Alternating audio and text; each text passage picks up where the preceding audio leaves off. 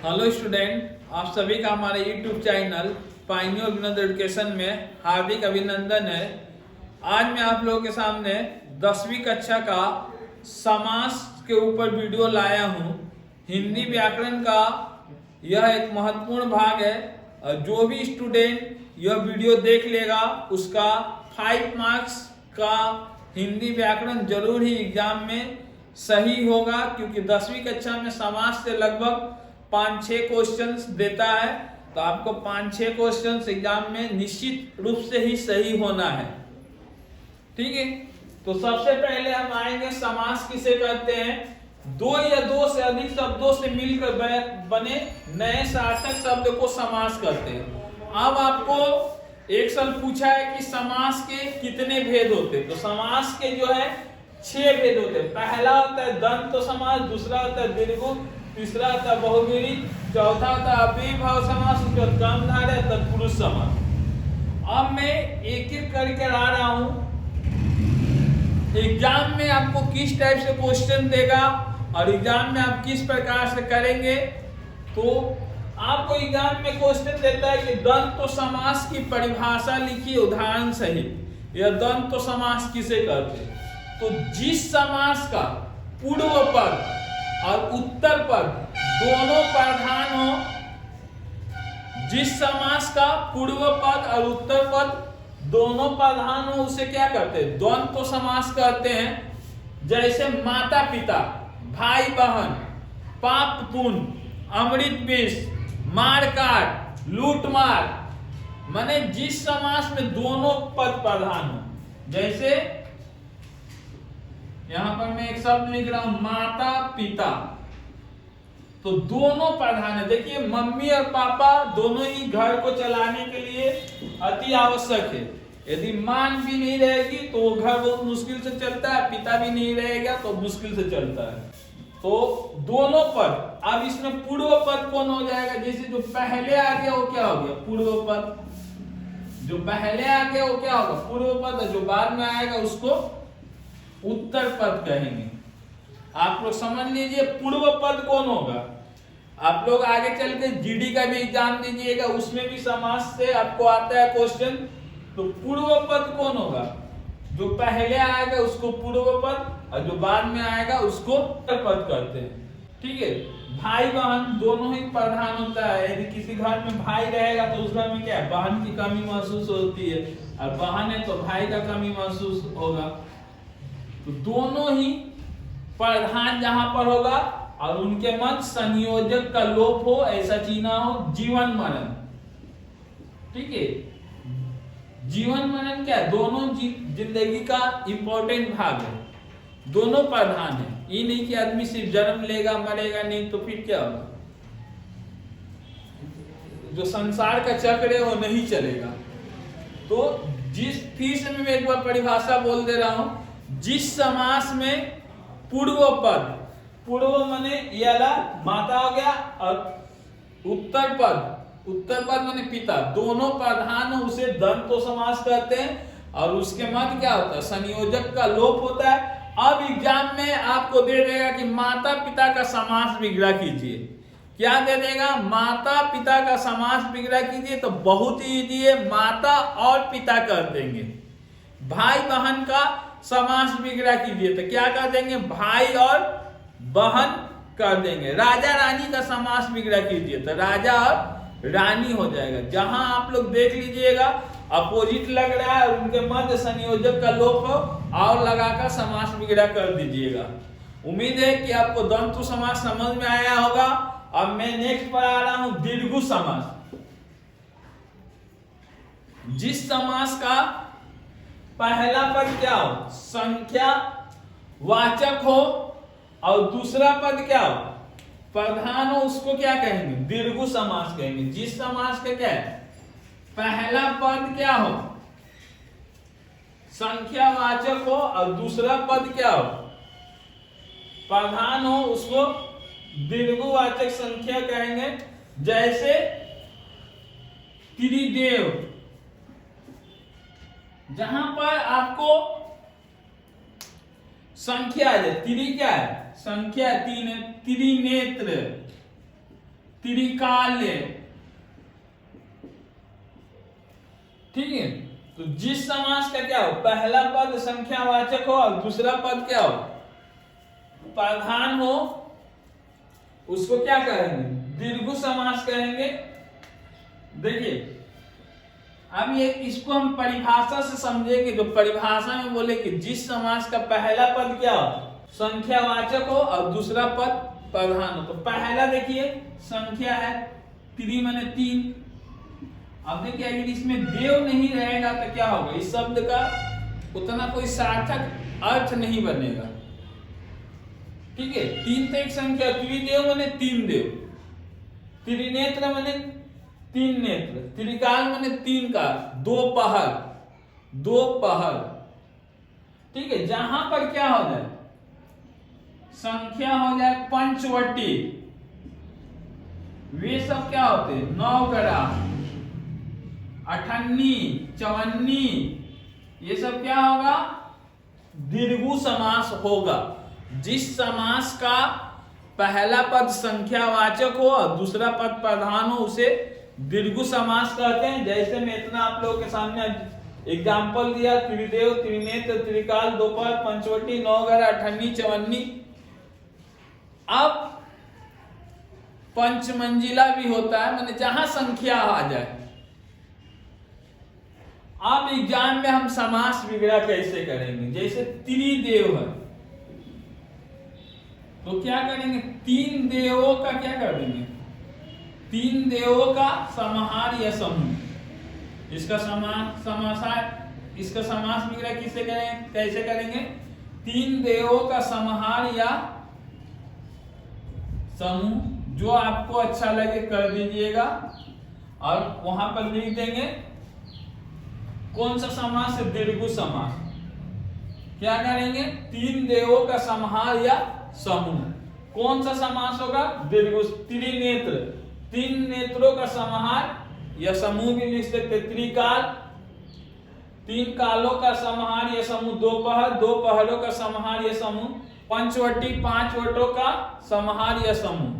आप लोग समझ ही गए होंगे कि जहां पर संख्या आएगा वो क्या होगा, दीर्घवाचक, सॉरी दीर्घ समास होगा। अगला हम आ रहे हैं बहुव्रीहि समास पर। नेक्स्ट मेरा क्या है, बहुव्रीहि समास किसको कहेंगे, जिस समास में, बहुव्रीहि समास किसको कहेंगे, जिस समास में पूर्व पद और उत्तर पद दोनों प्रधान ना हो। जिस समास में क्या हो, ना ही पूर्व पद प्रधान हो और ना ही उत्तर पद प्रधान हो, बल्कि ये क्या है, अपना एक अलग तीसरा अर्थ ग्रहण करते हैं, उसको बहुव्रीहि समास कहते हैं। जिस समास में दोनों पद अप्रधान हो और ये तथा ये अपना तीसरा अर्थ ग्रहण करता है, उसको बहुव्रीहि समास कहते हैं। जैसे लंबोदर, लंबोदर देखिए, लंबोदर 2 शब्दों से मिलकर बना है, लंबा और उदर। उदर माने पेट होगा, तो लंबा क्या हो गया, एक हो गया पूर्व पद, पूर्व पद, और ये हो गया उत्तर पद, पूर्व पद और उत्तर पद। लेकिन इसका अर्थ क्या होता है, गणेश जी। इसका अर्थ क्या होता है, गणेश जी। नहीं यहाँ पर पूर्व पद प्रधान हो रहा है, नहीं उत्तर पद प्रधान हो रहा है। तो लंबोदर का क्या होगा, लंबा है उदर, अर्थात लंबा है उदर जिसका अर्थात गणेश। लंबा है उदर अर्थात क्या होगा, लंबा है, लंबोदर का समास विग्रह करेंगे तो क्या होगा, लंबा है उदर जिसका अर्थात गणेश। नीलकंठ, नीला है कंठ जिसका अर्थात शिव। 10 मुख, 10 है मुख जिसका अर्थात रावण। पीतांबर, पीला है अंबर जिसका अर्थात श्री कृष्ण। माने किसी तीसरे की ओर अर्थ प्रकट करे तो वहां पर बहुव्रीहि समास होता है। जिस समास का पूर्व पद और उत्तर पद दोनों क्या हो, दोनों में से कोई भी प्रधान ना हो, बल्कि क्या है, तीसरा अपना अर्थ ग्रहण करे तो उसको बहुव्रीहि समास कहते हैं। मैं एक बार फिर से आप लोगों के सामने रिपीट कर देना चाहता हूं। पहला क्या है, द्वंद्व समास। जिस समास में पूर्व पद और उत्तर पद दोनों प्रधान हो और उनके मध्य संयोजक का लोप हो, उसको क्या कहेंगे? द्वंद्व समास। जैसे माता पिता, माता और पिता कर देंगे समास विग्रह में पाप पुण्य, पाप और पुण्य कर देंगे। दीर्घ समास, जिस समास का पहला पद संख्यावाचक हो और दूसरा पद प्रधान हो, उसको क्या कहेंगे? दीर्घ समास कहेंगे। जैसे त्रिदेव, तीन देवों का समाहार या समूह।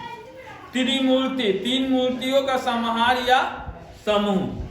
बहुव्रीहि समास, जिस समास में पूर्व पद और उत्तर पद दोनों प्रधान ना हो, बल्कि ये कि अपना तीसरा अर्थ ग्रहण करे, उसको बहुव्रीहि समास कहते हैं। जैसे लंबोदर, लंबा है उदर जिसका। यहाँ पर देखिए, ना ही लंब ने लंबा प्रधान है, ना ही उदर प्रधान है, बल्कि गणेश जी की ओर ये संकेत कर रहा है। नीलकंठ, नीलकंठ किसका है?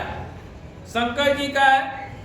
ना ही यहाँ पर नीला प्रधान है, ना ही कंठ प्रधान है, तीसरा अर्थ की ओर चला जा रहा है। ठीक है। जब भी त्रिनेत्र, त्रिनेत्र दोनों समास है, दीर्घ समास भी है, बहुव्रीहि समास है। अगर आपको आ जाए तो बहुव्रीहि में टिक मारिएगा।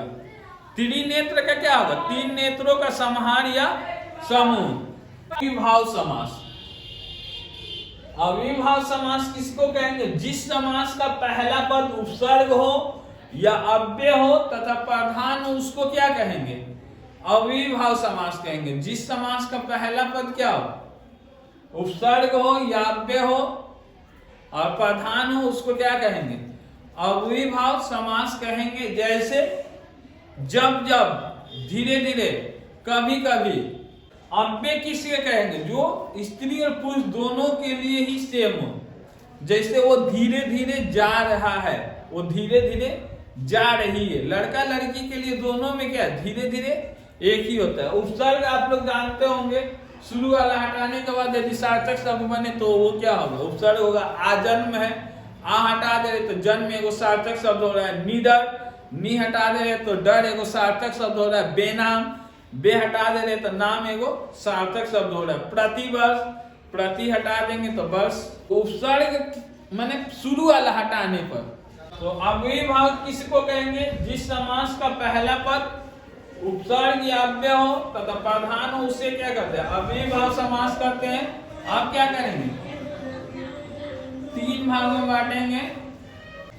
शब्द, आप लोग जब भी विग्रह कीजिएगा तो इस तरह कीजिएगा। शब्द समास विग्रह, समास का नाम।